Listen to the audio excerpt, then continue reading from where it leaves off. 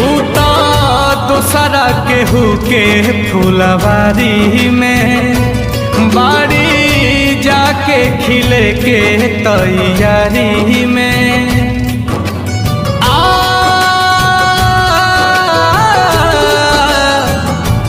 उता दोसरा केहू के फुलवारी में बाड़ी जाके खिले के